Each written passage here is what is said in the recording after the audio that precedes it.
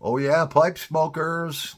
This is the Paul Gilson YouTube channel. And yeah, you guessed it. I'm Paul Gilson. It's the 23rd of January already, 2025. Thank God.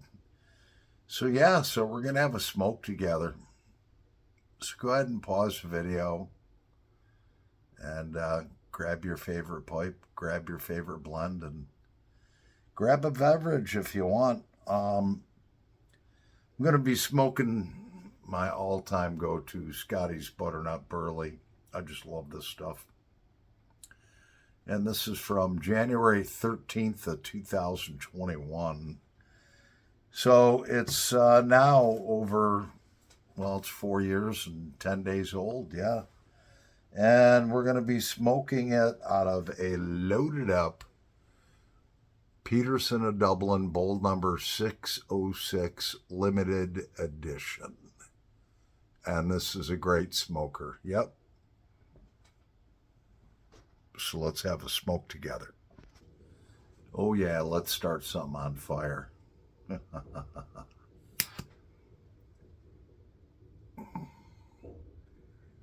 Mm.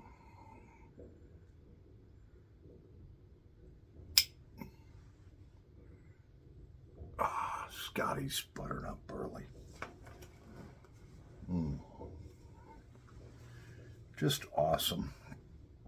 I had a subscriber that yesterday's video, he was like, made a comment and he's like, I never see you tamp your pipe, Paul. Well, that's because I'm that good that I can do a 25-minute video, never tamp my pipe. No. I do tamp my pipe, but sometimes I'll just have it out of the view of the camera, or I'll do it if I hit the pause button.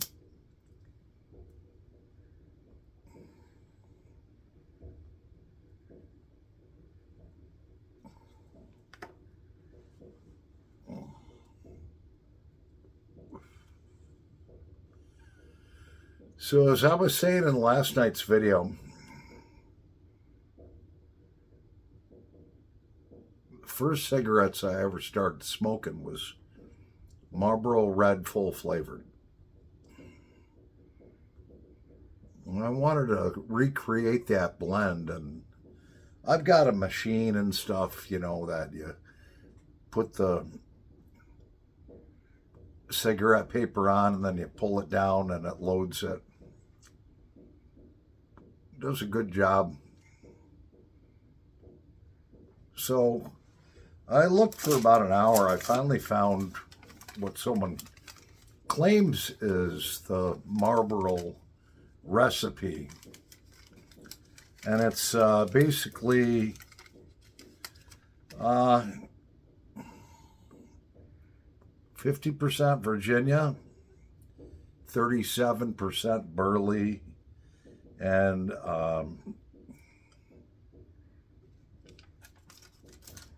13% Oriental.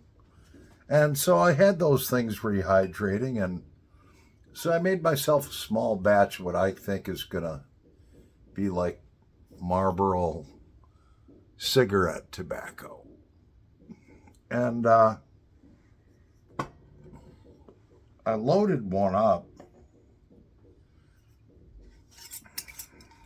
I mean, it smells like cigarette tobacco. So I loaded one up and I smoked it, and it was actually pretty darn good. It tasted like a kind of a damp Marlboro, because this stuff I rehydrated, so it's the moisture content is higher than in a cigarette. So my thought process is, I'm going to let this little small batch sit overnight, 24 hours. I'm going to come home tomorrow. I'm going to make up like 5 or 10 cigarettes. And then just put the cigarettes in a... no, I'll probably just leave the cigarettes sitting out on the table. And then when I come home the next day, they're going to be, the moisture content's going to be lower because it's winter time and so forth. And then I'll light it up and see what it's like. But it did. It tasted like a Marlboro. It did. It tasted just like a Marlboro cigarette, but a damp one.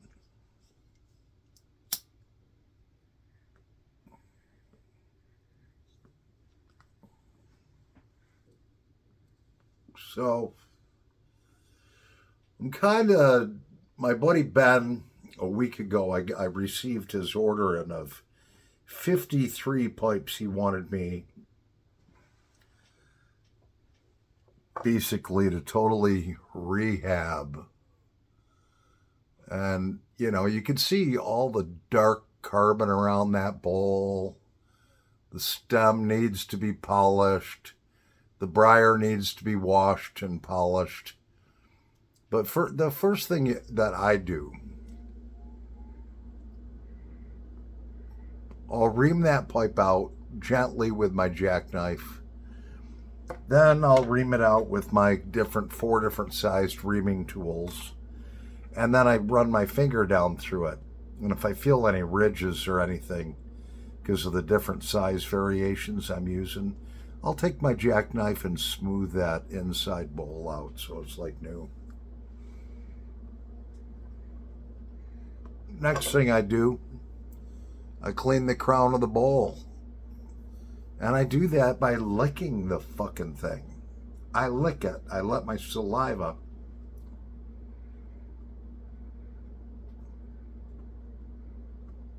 eat away at that carbon buildup. And then I rub it off on my jeans. I do that process a couple times.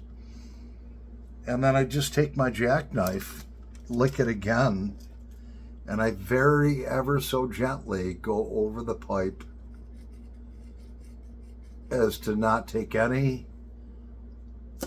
I might be taking wax off that might be under there. Well, it's probably burned off, but I'm not digging into the wood. So I can take a pipe like that. Okay.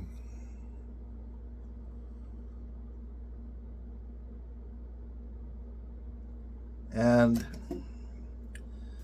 I can take it and I can make the top of the bowl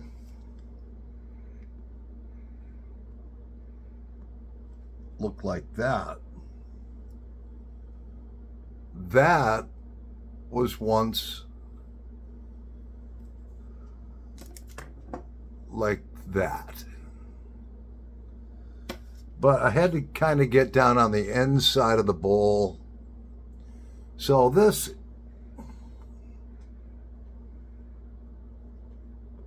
an expensive pipe. It's like a silver edition. I can't read it. It says Skipper Renaggio or something like that. I don't know. It's made in Italy.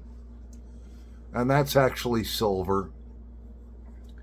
So, you know, you got to be careful of emblems. I always feel over them. Are they inlaid or is that just screen printed on there?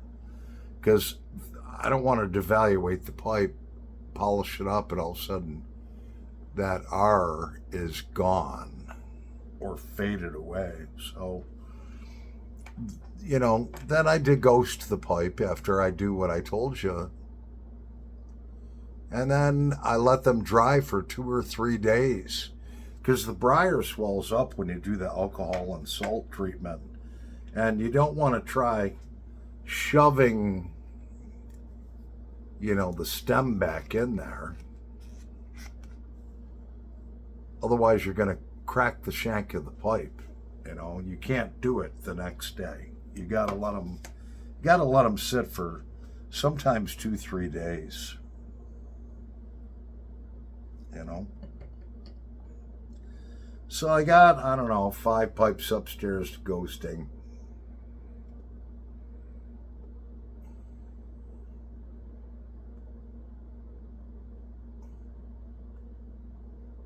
I think I'll just wash those out And when I wash them out with warm water, get all the salt out of it. You know, make sure all the internals are cleaned out. I got a little reamer that I made that makes sure there's no sludge buildup in there. And make sure that the draft hole on the pipe is totally wide open. Everything's all done. When I do this process, I clean the inside of the stems out. So I know when I go to degauche this pipe, the inside of that stem is all perfectly cleaned out. So I don't have to backtrack. So I got about 43 of the, or about 40 of the 53 pipes. Tops are all cleaned. Stems are all cleaned out. They're all deghosted. I'm tired. I've been working 4 or 5 hours a night after a 9-hour workday.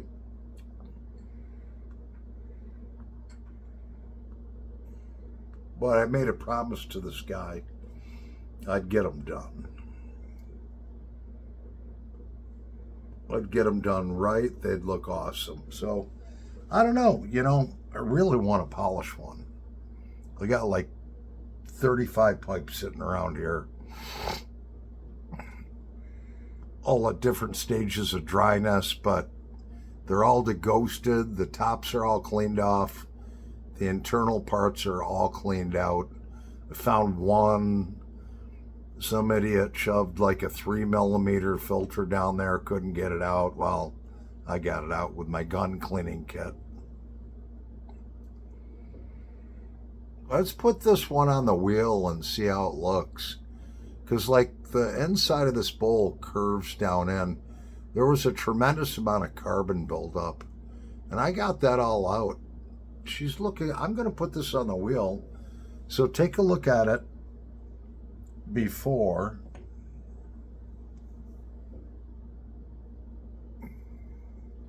The top looks dried out, but there's no carbon on it. And let's take a look at it after I put it on the Wheel of Fortune. Well, I'd have to say that she looks like brand new after putting her on the Wheel of Fortune. That stem's like brand new. Silver's like brand new. We polished it up with silver polish. Top's not dried out anymore. It's like all brand new. I got all the way down into the bowl. I'd say that looks good enough to sell. Definitely. What do you guys think? Yeah? So yeah, so to get that glass finish on them, like that, where it looks like melted candy, what you have to do is you gotta have, if you polish your own pipes, you gotta have what's called a wheel rake. Basically,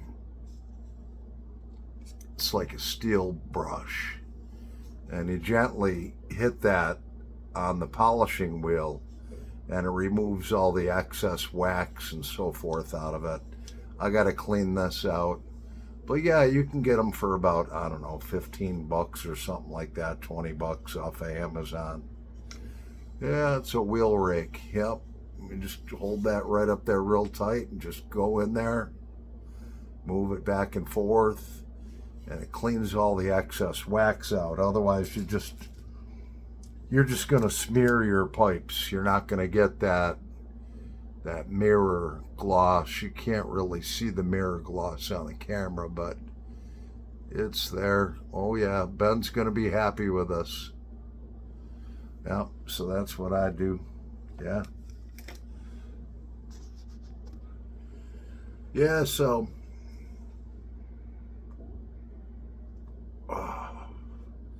finished up that one pipe. That is done, ready to send back to Ben to be sold on redeemed pipes.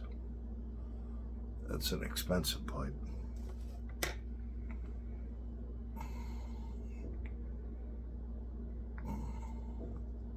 Oh, man. This Scotty's butternut burley is good.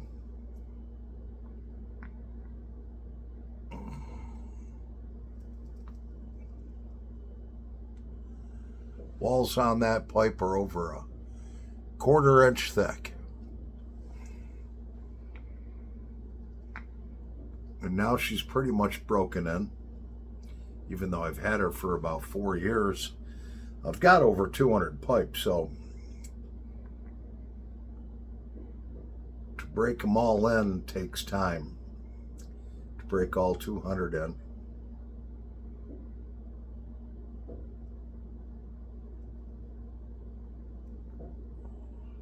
Oh, yeah. This is good.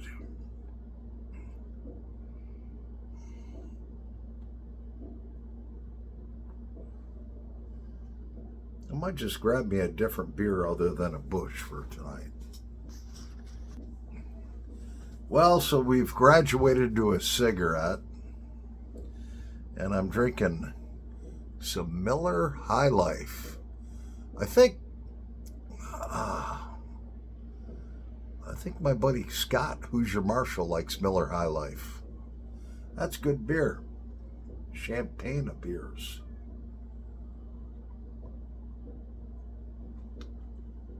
Oh, that's good. Yeah, so when you're doing a pipe, whether it be your own or you got hired to do it for somebody else, doesn't matter. Do the job right. Right here in the crotch of the pipe, got to make sure you get in there real good. When you take the pipe apart, all right, you got to make sure you get this end clean also too. And then the stummel, you don't want to leave shit all over it. You want that looking like brand new. You know, just take a little steel wool, put that on there, gets all that shit off of there. Yeah.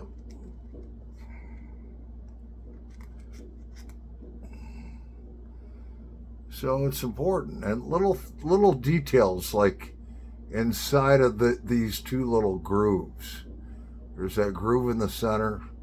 Make sure you clean that out real good. I mean, people are going to notice that. And then, of course, inside of the bit, make sure that's all cleaned out good. It's the details that count. You know, whether you're doing it for yourself, don't do a half-ass job. Do a good job. It only takes that much more to do a great job than it does a mediocre one.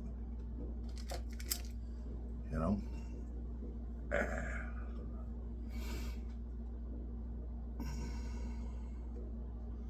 I think I'm going to make breakfast for dinner. I think I'm going to make some Thomas English muffins, eggs, English muffins, toast them up, butter them up good. Fry up some over medium eggs, put those on the muffins, then you mash it all up in there. The juices from the egg flow down into the English muffin and you eat it. Oh, that sounds good to me. Well, I'm Paul the Pipe Guy. I'm tired. I got to get to bed early tonight. Tomorrow's Friday. It's been a long week. Anyways, pipe smokers, thanks for tuning in, and God bless you all, and you all have a great night. I know I am. Over and out.